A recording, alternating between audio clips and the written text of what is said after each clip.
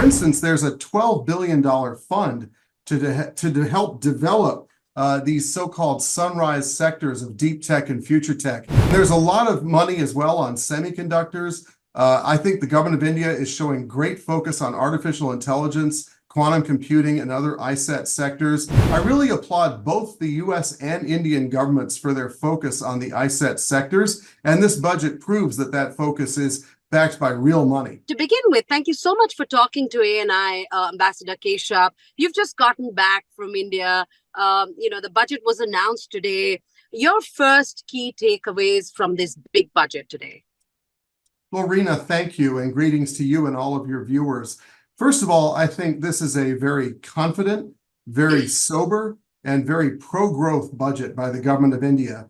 And I think it signals a real sense of optimism about the economic growth of the country. It sends a very strong signal to investors about the constancy of government policy. So I think it's very positive, and I congratulate the finance minister and her entire team and the government on what is really quite a good budget.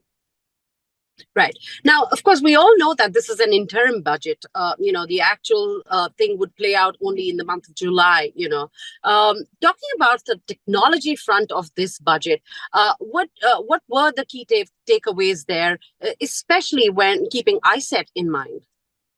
So it actually dovetails really nicely with iCET, which is the initiative on critical and emerging technologies that the two governments and the U.S. Chamber launched in January of 2023. For instance, there's a $12 billion fund to help develop these so-called sunrise sectors of deep tech and future tech. And there's a lot of money as well on semiconductors. I think the government of India is showing great focus on artificial intelligence, quantum computing, and other iCET sectors. I led an aerospace and defense mission last week, or rather this week, to Delhi.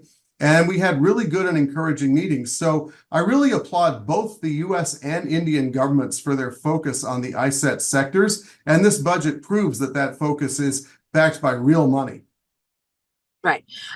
What is the key impression of the members at USIBC when it comes to the budget is of course just announced, but what are you really picking up from members? What's the sentiment or the mood here in the US? Well, number one, India is viewed increasingly as a pillar of stability in a very uncertain world. If you look at macroeconomic growth, the United States and India are creating the jobs and the prosperity for the entire planet right now. And that was not always the case. So our two democracies are leading the entire world. Our companies in the United States are increasingly looking to India for their expansion and investment and their research and innovation because India is stable. And I would say that's true the other way, where Indian companies are also looking at the United States. So there's a very great recognition that not only are we part of a high trust ecosystem, but that we can actually make really good money in each other's countries because of the open system, open society, and spirit of free enterprise, plus macroeconomic and relative political stability in a very, very turbulent world. Right. You started this, by talking about how India is like the pillar of stability at this point.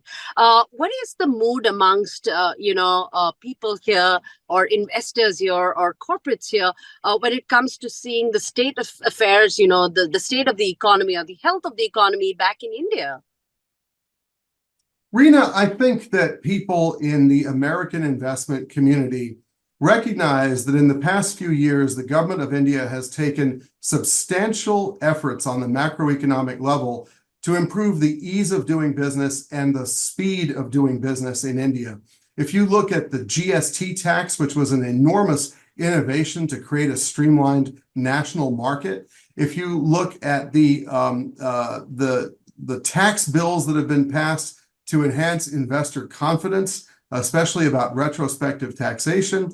If you look at the enormous inputs and efforts of the government of India related to ease of doing business, also policy entrepreneurship like the Gift City in Gujarat, people are noticing. India has taken great strides to become more user-friendly toward investors. It still has some reforms to do, and I think that this budget shows the government's focus. As those reforms happen, to facilitate business, to make it competitive with other countries, including competitive with the United States and Mexico and other big destinations for investment, I think you'll see more and more investors take a very sober and serious look at India. Right. In this entire budget announcement, what has really stuck out for you? You talked about technology, you talked about, the state of the economy. If you had to point out one thing in this budget, what would that be? I think the vision of 10 million rooftop solar panel electricity generators is utterly magnificent. I'm a big conservationist. I believe that human beings ought to be responsible stewards of this planet. I think that we ought to focus on things like airborne particulate emissions. And I think we ought to focus on the health and welfare of all of humanity.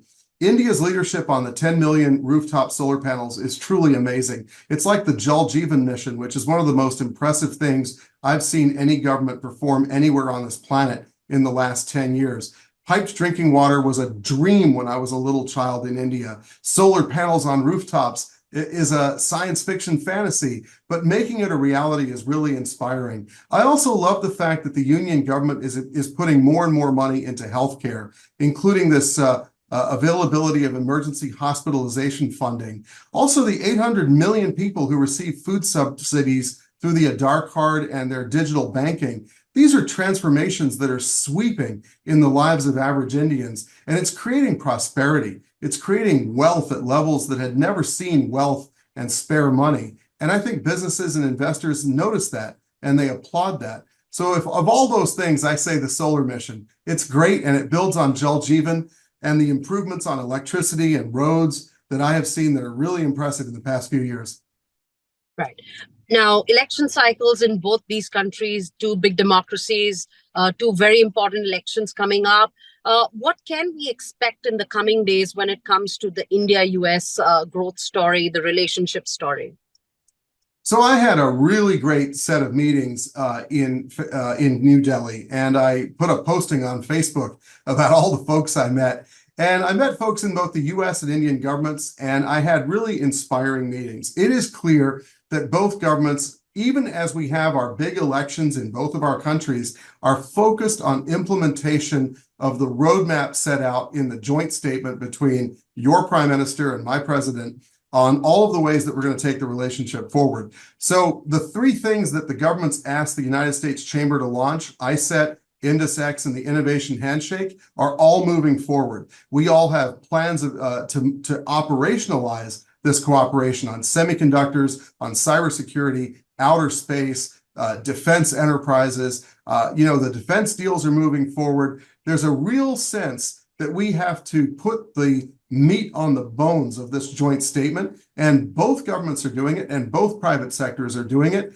We have more and more Indian leading companies joining our board because USIBC is where a lot of this work is converging. And I see a lot of movement, a lot of intent by both governments to make the most of the ground game in US-India relations in an election year, even as our systems are focused on elections. I think the serious work is happening, and I'm very happy of it because these are very turbulent times. And if you look at our strategic relationship, it is also rock solid in many ways on the Quad in the Indo-Pacific, on IMEC in the Middle East. Even though there are big problems right now, the strategic logic remains, and also I2U2. So I'm seeing convergence across the board, and we'll work out whatever problems come up. We are partners.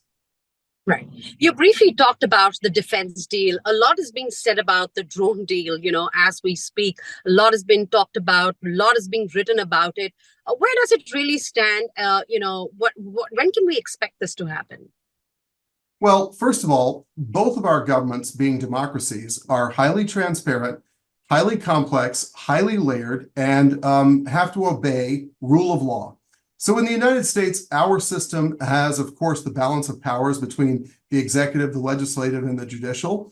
And arms sales for every country around the world go through a process. And the process starts in the executive between governments, foreign governments and the United States government.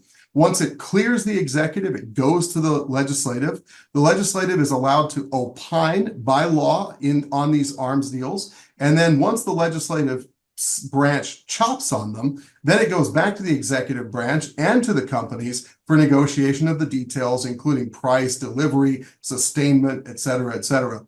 So our system is our system. And what's happening with this deal is exactly the same as every other deal. There's no difference. What I find interesting is there's a lot of absolutely uninformed, erroneous gossip being spread in media organs that frankly have a track record of not checking their facts. And stories are completely at variance with the actual facts. And I have no problem with journalism. I will fight to my death for a free and independent media and freedom of expression. But people ought to do the bare minimum of fact checking before they go out and publish what is essentially erroneous gossip. From breaking news, detailed analysis, in-depth interviews, and explainers, follow the Times of India. Subscribe to our YouTube channel. Don't forget to like our videos and hit the bell icon to stay updated with the latest.